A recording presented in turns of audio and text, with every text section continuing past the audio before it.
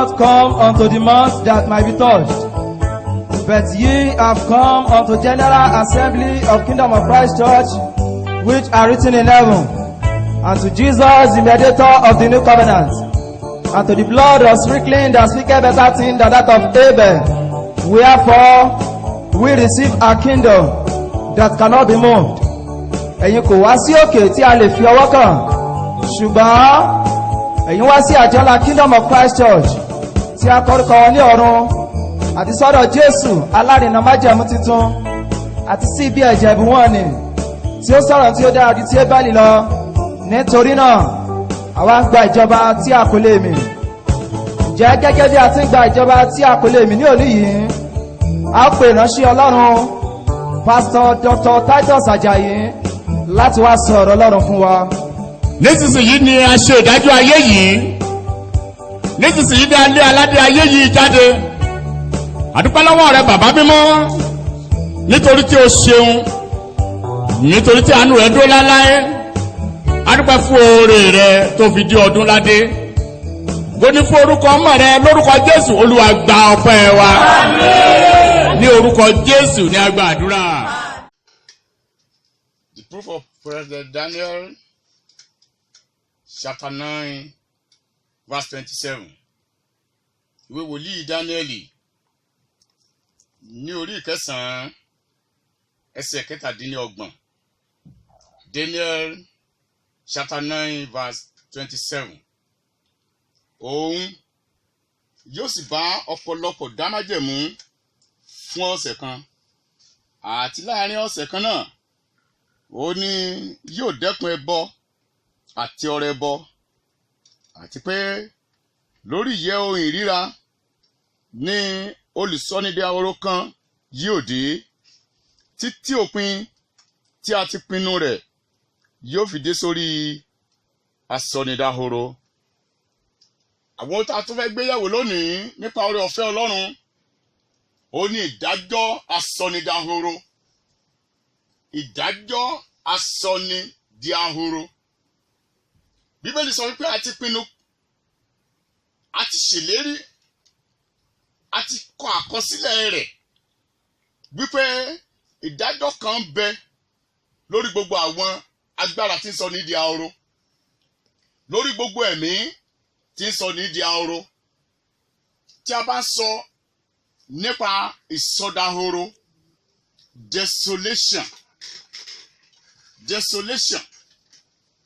tá a bá sọ nípa rẹ̀, kí ni yóò jẹ́ tàbí kí ló jẹ́? Òun ní ibì kan tó ti wà bóyá fún èrò tí ò sí èrò ń bẹ̀ mọ́, bóyá ohun kan tó ti kún tí ò kún mọ́, tàbí ohun tó ti pọ̀ tí ó pọ̀ mọ́, ó di ahoro ni. Àwọn Yorùbá sọ pé àgbà ò sí ní ìlú, ìlú bàjẹ́, baálé ilé kú, ilé dahoro, ilé máa ń dahoro, orílẹ̀-èdè máa ń di ahoro, ìtẹ́ máa ń di ahoro. Ká má ṣe wá sọ àwọn business bí wọ́n ṣe máa ń di ahoro. Àwọn ilé ìtajà ó máa ń di ahoro. Ní àwọn àkókò kan rí, àwọn ilé ìtajà kan ti wà nílùú Ìbàdàn yìí tó jẹ́ pé ní àkókò Christmas bí irú èyí, gbogbo rẹ̀ yóò mọ lù wìtìwìtì ní gbogbo 1971, 72, 73 nílùú Ìbàdàn yìí. Ṣùgbọ́n agbára kan dé, ó sọ ibẹ̀ di ahoro. Wọ́n ti ẹ̀ sí mọ́. Agbára bí burú ni agbára ìsọdahoro. Agbára ibi ni agbára tó lè rìn èèyàn lọ sí ọ̀run àpàpàǹdodo ni. Àpò èèyàn máa ń di ahoro nígbà tí ò bá sí owó níbẹ̀ mọ́. Àpò tó ti ń kún fún owó tó wá di pé wọ́n ti ọwọ́ bọ̀ kò sí, ó di ahoro ni. Ilé tí wọ́n ti ń hó ṣùṣùṣùṣù ní ìgbà kan rí, nígbà tí ìsọ ahoro dé, sọdí ahoro tó dé, kò sí olùgbé ibẹ̀ mọ́. Nígbà kan rí, Jerusalem tiẹ̀ di ahoro. Nígbà kan rí ìlú méjì kan tí wọ́n jà ní ilẹ̀ Yorùbá yìí nítorí níjọ ìwọ ojú mi àwa lánilẹ̀ àwa onílẹ̀ ìjà ahoro púpọ̀ wà. Ṣùgbọ́n àwa sọ pé ìdájọ́ lórí asọnidi ahoro, agbára tó ń ṣiṣẹ́ ìsọdahoro yẹn, òun ni a fẹ́ dá lẹ́jọ́ lónìí nínú ayé rẹ. Mo sì sọ lónìí ní orúkọ Jésù Kristi, nítorí pé ọjọ́ dé ọjọ́ ń fọhùn àti òru dé òru fi ìmọ̀ hàn. Kò sí ọkọ tàbí èdè kan níbi tí a kò gbọ́ gbé ìró wọn la gbogbo ayé já. Mo fọhùn Olúwa jáde lónìí kó lè la gbogbo ayé já. Gbogbo agbára tó sọ ayé rẹ di ahoro lórúkọ Jésù, Olúwa kó run wọ́n dànù. Àmín. Mo sọ ní orúkọ Jésù Kristi ní ìgbà kejì, ní orúkọ ẹni tá a fi pè gbogbo ìdílé tí bẹ ní ọ̀run àti ní ayé. Bíbélì sọ pé Ọlọ́run sì ti gbé ga gidigidi, àní Jésù Olúwa. Ó ti fi orúkọ kan fún tó borí gbogbo orúkọ, pé ní orúkọ Jésù ní kí gbogbo eékún kó máa kúnlẹ̀. Àwọn tí bẹ ní ọ̀run àti àwọn tí bẹ ní ayé àtàwọn tí bẹ ní ìsàlẹ̀ ilẹ̀, àti pé kí gbogbo akó máa jẹ́ pé Jésù lolúwa fún ògo Ọlọ́run Bàbá. Ní orúkọ Jésù Kristi náà ni mo dúró lónìí. Gbogbo agbára tó sọ iṣẹ́ rẹ di ahoro yẹn, gbogbo agbára tó sọ àpò rẹ di ahoro, gbogbo agbára tó fẹ́ sọ ẹbí rẹ di ahoro, ní orúkọ Jésù lónìí Olúwa kó pa wọ́n rẹ́ sọnù. Àmín. Bíbélì wípé títí ìdájọ́ tí a ti pinnu yóò fi túdà sórí asọnidi ahoro. Ó ní jẹ́ kí ìyìn Ọlọ́run kó wà ní ẹnu wọn. Psalm 149. Àti idà olójú méjì ní ọwọ́ wọn, ìyìn ọ̀rọ̀ Ọlọ́run. Láti ṣe ẹ̀san fún àwọn kèfèrí àti ìjìyà lára àwọn ènìyàn. Láti fi ẹkẹ́ṣẹkẹ̀ dí ọwọ́ àwọn ọba wọn àti ẹ̀wọ̀n irin di àwọn ọlọ̀tọ̀ wọn. Láti ṣe ìdájọ́ tí a ti kọ̀wé rẹ̀ sí wọn lára. Ó ní ọlá yìí ni àwọn ènìyàn mímọ́ rẹ̀ ní. Ìdájọ́ tí a ti kọ sílẹ̀ fún gbogbo àwọn asọnidi ahoro, òun ni a fẹ́ ṣípayá lónìí. Òun ni Ọlọ́run sì fẹ́ lò wá láti mú iṣẹ́, láti mú ìdájọ́ ṣẹ lórí gbogbo àwọn agbára tó sọ ọ́ di ahoro. Ẹ jẹ́ kí n tó padà sí apá ìkejì. Àwọn agbára wo ló máa ń sọ ènìyàn di ahoro? Àkọ́kọ́, ẹ̀ṣẹ̀. Nígbà tí ẹ̀ṣẹ̀ tó bá wọlé, ìdahoro ó ti súnmọ́ tòsí. Pàápàá ẹ̀ṣẹ̀ àgbèrè.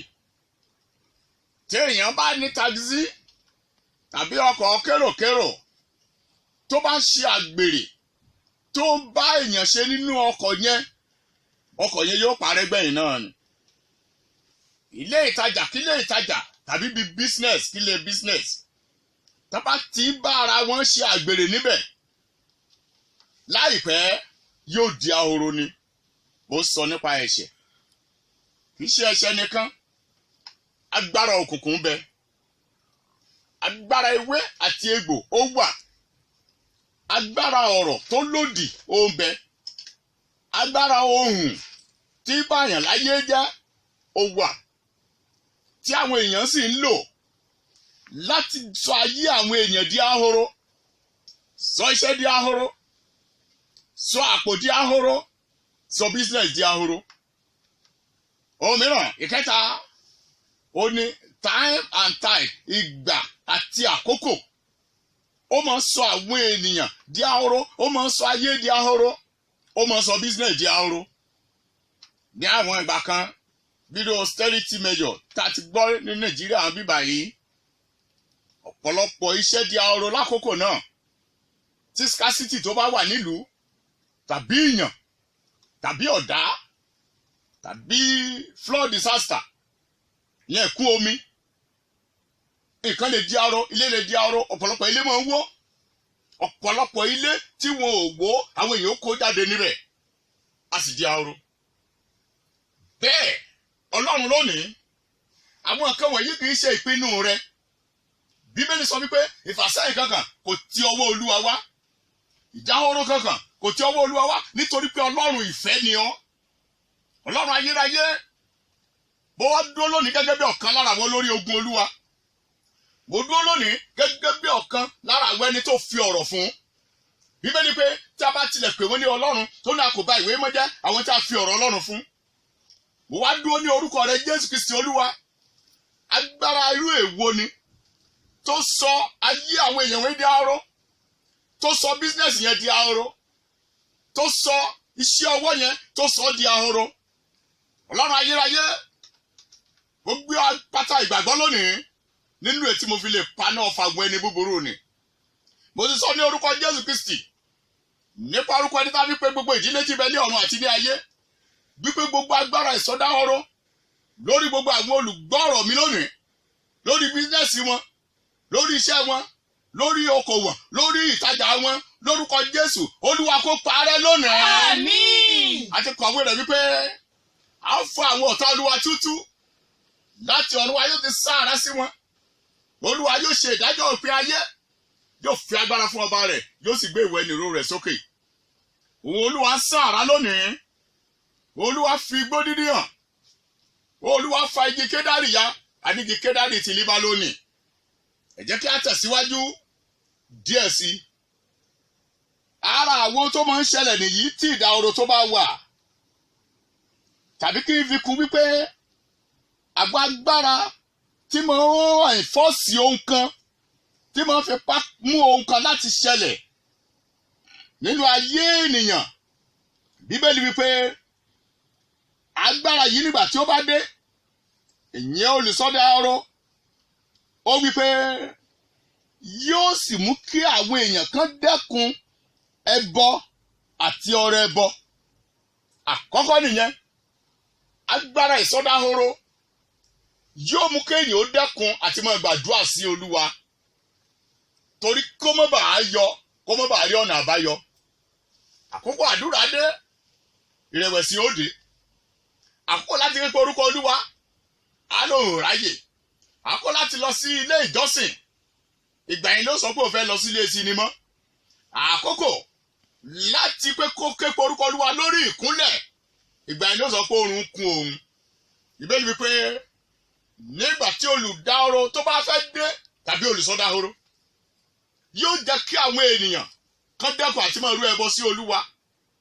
Ẹbọ Olúwa ní ìsinyìí, Bíbélì tẹ̀sọ́ ní onísàmù pé ẹbọ Ọlọ́run ó ní ìròbìnújẹ́ ọkàn, ìròbìnújẹ́ ọkàn àti ìrọ̀ àyà, Ọlọ́run ó ní wọn kì yóò gàn. Kò ní jẹ́ káwọn ènìyàn kan lè ní ìròbìnújẹ́ ọkàn, ẹlòmíì títí ayé rẹ̀ yóò fi bàjẹ́, á sọ pé no problem, kò sí nǹkan náà ni. Ìkejì, ó ní yóò jẹ́ kí àwọn ènìyàn kan dẹ́kun ọrẹ ẹbọ. Wọ́n ní lè ṣe ìfẹ́ Ọlọ́run, àti ṣe ìfẹ́ Ọlọ́run yóò di iṣẹ́. Àwọn ojúṣe nínú ilé Olúwa yóò di wàhálà, yóò di ẹtì. Bọ́n ní kó wá san ọrẹ sílé Olúwa, yóò rí àwáwí ṣe. Wàá san ìdámẹ́wàá, yóò ti sú. Ó tẹ̀lé sọ pé owó òní pásítọ̀ fi ń jẹun, bẹ́ẹ̀ fún àǹfààní ara rẹ̀ ni. Májẹ̀mú wà fẹ́nikẹ́ni tó bá san ìdámẹ́wàá, ó lé mi ó sì bá ẹjẹni wí nítorí yín. Mo kì yóò lè run èso ilẹ̀ yín. Ó ní gbogbo orílẹ̀-èdè yóò wà pé ní alábùkún fún, torí pé ẹ jẹ ilẹ̀ tí ó wù l'Olúwa Ọlọ́run àwọn ọmọ ogun wí. Sátánì yóò sọ pé kó gbójú kúrò níbẹ̀. Tó bá di àtíkà ọ̀rọ̀ Ọlọ́run, ẹbọ àti ọrẹ ẹbọ òun lọ̀rọ̀ Ọlọ́run. Ọlọ́run títí láyé, ọ̀rọ̀ rẹ̀ kalẹ̀ lé ọ̀run. Tó bá tó àkókò tó yẹ kó ka ọ̀rọ̀ Ọlọ́run, yóò sú, yóò rẹ̀ ẹ́. Ìgbà yẹn lórun yóò kún sí. Ẹ jẹ́ kó ka ọ̀rọ̀ Ọlọ́run láàrin ìṣẹ́jú kan. Ní àkókò náà ni ó ti di wípé yóò wá máa yán, omi yóò wá máa jáde lójú rẹ̀, bẹ́ẹ̀ ni tó ti ṣiṣẹ́ tó ti rẹ̀. Agbára ìsọdahoro ni. Nígbà tó bá ráyè wọlé nípa ti ẹ̀mí, tó bá ti succeed, ó ti wá ní agbára nípa ti ara wàyí o. Kékeré ni tara níwájú ẹ̀mí. Ara sóòrílì kéré gan-an ni, very very flexible, hypnotic. Tí agbára ẹ̀mí bá ti sọnù nínú ayé èèyàn, tara títí làwọn ẹ̀mí òkùnkùn ni wọ́n á fi gbígbà tán fa pépà ya ni. Ìdí nìyẹn tún fi jẹ́ pé kò ní jẹ́ kí àwọn ènìyàn kan lè fún ohun tó jẹ́ ti ara ní much recognition. Wọ́n ní lè fún ní pàtàkì iṣẹ́. nígbà tó bá wá dé wáyé o ẹ jẹ́ ká wo nǹkan tí ó máa ń ṣe tí èèyàn ó mọ̀ pé ìsọdá oró ti dé. Wá ẹni tó ti rí owó ná tẹ́lẹ̀, that is on finance lórí ètò ìnáwó. Ẹni tó ti rí owó ná tẹ́lẹ̀ bóyá ẹni tó ti fi 50,000 sápò tó bá fẹ́ jáde tí ó sì níro lára yóò dé stage kan tipátipá ni ó lè máa fi 10,000 sápò, yóò ṣe tán tipátipá ni ó lè máa fi 5,000 sápò, tó bá ṣe tán tipátipá ni ó lè máa fi 1,000 sápò. Ó lọ náà nìyẹn, ìdahoro dé. Lórí bísínẹ́sì ńkọ́, ilé ìtajà mìíràn tó ti kún dùdùdù. Ẹnìkan lọ́jọ́ kan nígbà tó ń bá mi sọ̀rọ̀, ọmọ kékeré ni ṣùgbọ́n Ọlọ́run fún lóore ọ̀fẹ́ nígbà tí mo bẹ̀rẹ̀ sí í mọ̀ ó máa lọ sọ́dọ̀ ẹ̀ lọ ra nǹkan. Ọjọ́ kan bí mo ṣe ń tì gbòòrò bọ̀ lórí dádì ẹ̀jọ́ mo fẹ́ rí yín. Yes. Ó ní kí n gba òun kí ni problem yẹn. Ó ní ó mọ̀ sí nǹkan kan nínú ìtajà ohun ìmọ̀. Mo ní mi lè gbàgbọ́. Ó ní gbogbo àwọn páálí tí mò ń wò yìí ó ní ò sí nǹkan kan nínú wọn, ó ní páálí lásán ni òun kàn fi dẹkọrétì bí ni. Ilé ìtajà ọmọdé tó ti kún nígbà tẹ́mi mọ̀ ni àfìgbà tó fi ṣọ́ọ̀pù yẹn sílẹ̀ mi tẹ̀ mọ́ ibi tó wà lónìí. Ìdáhoro ni ìsọdáhoro ni. Ǹjẹ́ wà yìí o nítorí pé Ísírẹ́lì ti jáde kúrò ní Íjíbítì, adájọ́ Jákọ́bù ti jáde kúrò ní àjèjì èdè ènìyàn. Ísírẹ́lì ti di ìjọba Olúwa lónìí, Júdà ti di ibi mímọ́ rẹ̀. Kí òkun kó rí Olúwa mi kó sá, kí Jọ́dánì kó padà sẹ́yìn. Ẹ̀yin òkè ńlá kẹ́ fò bí àgbò, ẹ̀yin òkè òkè bí ọ̀dọ́ àgùntàn. Oní kí ló ṣe ọwọ́ òkun tó fi sá, Jọ́dánì tẹ́ padà sẹ́yìn.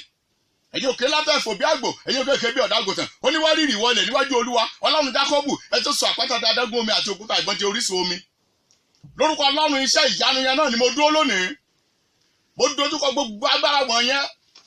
Èyí tó sọ bísínẹ́sì rẹ di ahoro tí ò dó rówó ná mọ́, tí ò jẹ́ kí bísínẹ́sì yẹn kó lọ síwájú mọ́. Lórúkọ Jésù, Olúwa kó run wọn lónìí. Àmín. Ọlọ́run ayérayé ó di ọwọ́ rẹ. Rántí májẹ̀mú mímọ́ rẹ nínú ìwé Jóẹ́lì ní orí 2. Ó ní èmi ó sì ṣí ogun àríwá àwọn ènìyàn kúrò lọ́dọ̀ yín. Èmi ó kọjú rẹ̀ sí òkun àti ẹ̀rẹ̀ sí òkun Gábáṣì. Ó ní òórùn búburú rẹ̀ yóò sì gòkè lọ nítorí tó ti ṣe ohun ńlá.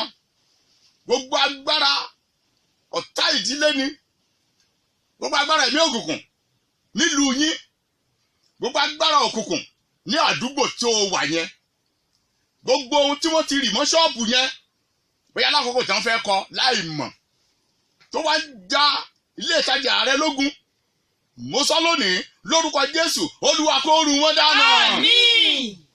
Ǹjẹ́ mo pa àṣẹ lónìí ní orúkọ Jésù Kristi wípé torí ìwé mọ́ ti wípé èmi ó sì mú ọdún wọn ní padà fún yín wá, èyí tí èṣù àti kòkòrò ojewéjewé àti kòkòrò ojewéjewé kejì ti fi jẹ.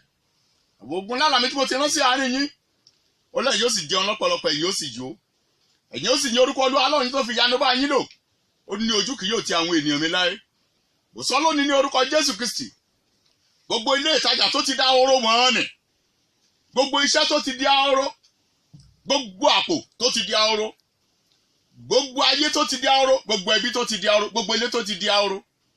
Mo sọ ní orúkọ Jésù Kristi wípé agbára ìsọdi púpọ̀ ní orúkọ Jésù ó yá kó bẹ̀rẹ̀ níbẹ̀ lónìí. Àmín. Kò sí ìdáhoro mọ́ nítorí pé a ti kọ̀wé rẹ̀ wípé ìdájọ́ yóò wá sórí asọnidi ahoro. Ọ̀daràn ọ̀nà àbáyọ ńkọ́? Níbo ni ká gbà? Ọ̀dọ̀ Jésù Olúwa ni. Bó ló ṣe jẹ́ ọ̀dọ̀ Olúwa, máa la ìlànà rẹ̀ fún ọ. Jésù Olúwa wípé ọmọ aládé ayé yìí wá sí ọ̀dọ̀ òun, ó ní kò rí ohunkóhun mú lọ. Ní orí 12 Jòhánù yẹn, Jésù sọ wípé nísinsìnyí la ṣe ìdájọ́ ayé yìí, nísinsìnyí la lé aládé ayé yìí jáde, ìyẹn èṣù àti agbára èṣù, èyí tí ó ń ṣe ìparun nínú ayé àwọn ènìyàn. Jésù Olúwa wá dé, ó ní èmi dé kí wọn kó lè ní ìyè kí wọn kó lè ní lọ́pọ̀lọpọ̀. Jésù Olúwa dé ó wí pé bí ọmọ bá sọ yín di òmìnira ẹ di òmìnira ní tòótọ́. Jésù Olúwa dé àní àkọ́bí nínú àwọn òkú. Jésù Olúwa mi dé ó sọ wípé gbogbo agbára ní ayé àti ní ọ̀run láti fi fún òun. Irú agbára wo ló tún fẹ́ dúró níwájú Jésù Olúwa kò tilẹ̀ sí. Nítorí pé Bíbélì sọ wípé Ọlọ́run ti gbé ga gidigidi ó ti fi orúkọ kan fún tó borí gbogbo orúkọ, pé ní orúkọ Jésù ní kí gbogbo eégún kó máa kúnlẹ̀, àwọn tí bẹ ní ọ̀run àti bẹ ní ayé àtàwọn tí bẹ ní ìsàlẹ̀ ilẹ̀, àti pé kí gbogbo àwọn kó máa jẹ́ pé Jésù ní Olúwa fún ògo Ọlọ́run Bàbá. Jésù Olúwa náà ní orúkọ rẹ ni mo fi gba àdúrà fáwọn èèyàn wọ̀nyí lónìí. Gbogbo àgbo ire wọn tí ọ̀tá ti gbà mọ́ wọn lọ́wọ́, gbogbo ọlá tí ọ̀tá ti gbà, gbogbo ògo tí ọ̀tá ti gbà, ní orúkọ Jésù lónìí Olúwa gbà padà fún wa. Àmín.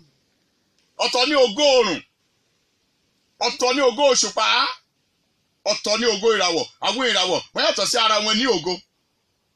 Ògo rẹ tí ọ̀tá ti sọ di ahoro yẹn, mo sọ ní orúkọ Jésù Kristi, ìyípadà rere, àyípadà rere lórúkọ Jésù kó wọnú ògo náà padà. Àmín.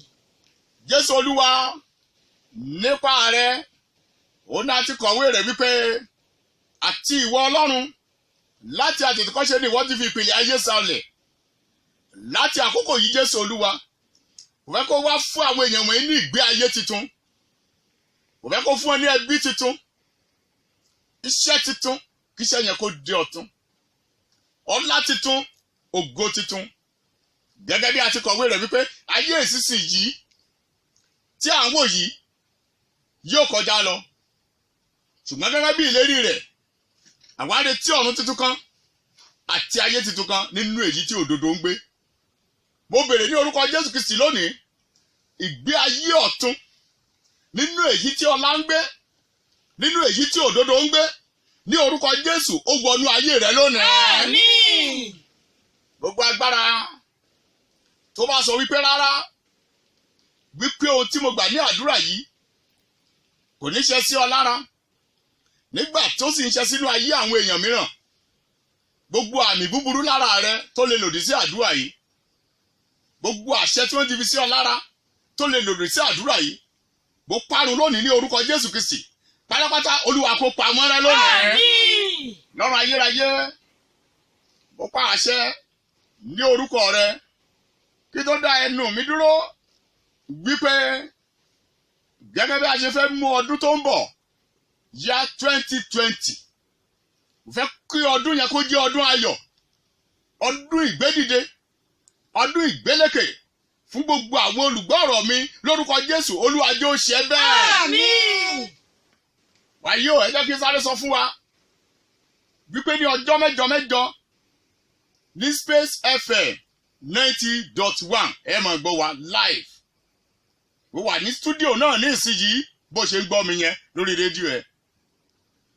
Tó bá sì wá jẹ́ wípé lórí íńtánẹ́ẹ̀tì ló ti fẹ́ wò wá, kingdom2020.org, kingdom2020.org. Níbẹ̀ ló ti rí wa wò. Gbogbo àwọn ètò tá a ti ṣe sẹ́yìn náà ó rí níbẹ̀. Àdúrà tí ó bá sì yẹ kó gbà níbẹ̀ lórúkọ Olúwa nìkan ni, lórúkọ Jésù Kristi. Nítorí pé kò sí orúkọ kan tá a fi fún ènìyàn dé abẹ́ ọ̀run tá a lè fi gba ènìyàn là àfi orúkọ Jésù Kristi. Ìwọ dán wò lónìí kó sì rí pé rere ni Olúwa. Gbàdúrà ní orúkọ Jésù Kristi nìkan. Ìkejì ó ní ọ̀rọ̀ Ọlọ́run.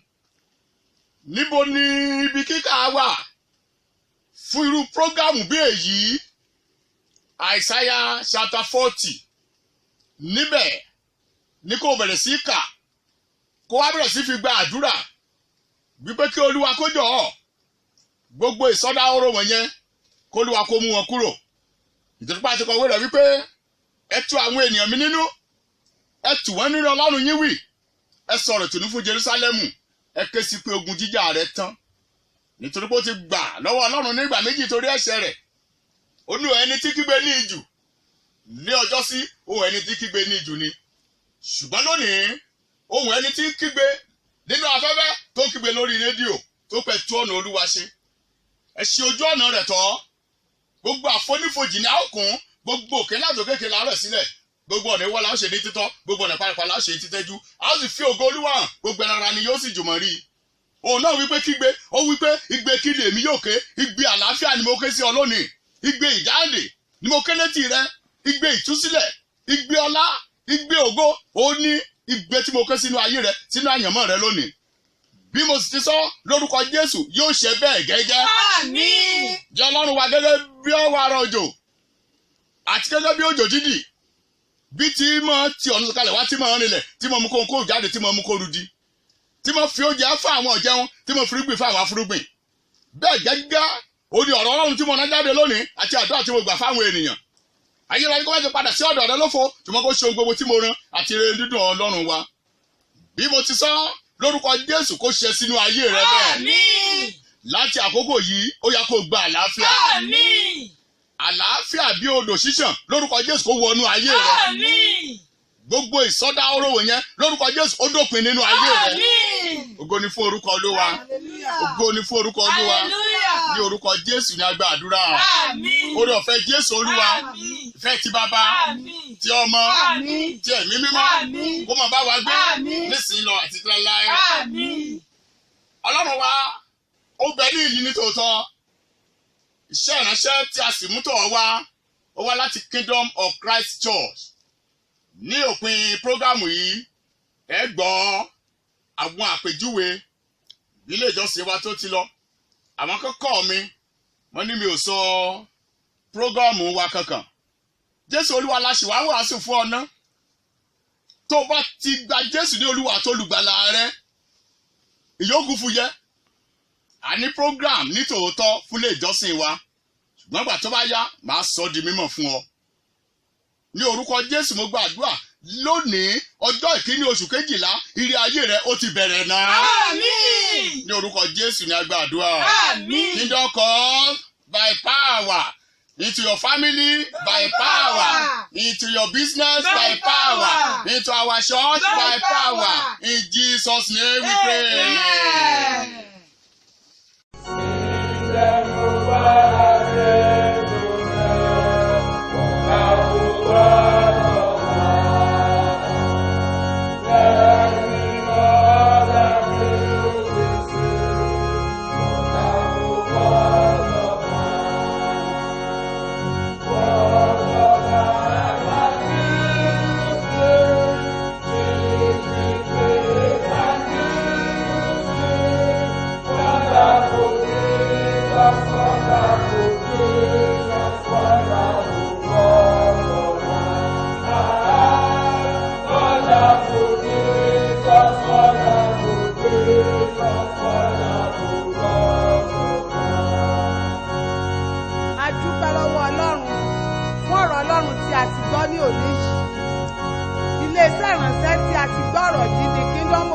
Church ní Fọwọ́rọ̀gùn ní ìlú Ìbàdàn tí a bá ti bọ̀ láti ibikíbi kí a sọ̀kalẹ̀ ní Ọlọ́run ṣògo Lagos Expressway kí a gun ọ̀kadà tó ń lọ sí Olúńlọ́yọ̀ọ́ kí a sọ̀kalẹ̀ ní Jẹ́gẹ̀dẹ̀ Bofas petrol station kí a béèrè ibi tí a ti gun ọ̀kadà Kingdom of Christ Church tí ó bá ṣe wípé ọ̀rẹ́ méjì ni a gbà wọlé ọ̀rẹ́ méjì Expressway kí a sọ wípé à ń lọ sí oríta mẹ́rin tí a bá dé oríta mẹ́rin kí a sọ wípé à ń lọ sí Fọwọ́rọ̀gùn Kingdom of Christ Church kí a sọ̀kalẹ̀ níbẹ̀ tí a bá sì tún fẹ́ mọ̀ sí nípa Kingdom of Christ Church a lè pe ẹ̀rọ ìbánisọ̀rọ̀ yìí 08073200206 lẹ́ẹ̀kan sí 08073200206. Wonderful Jesus, wonderful Jesus, wonderful.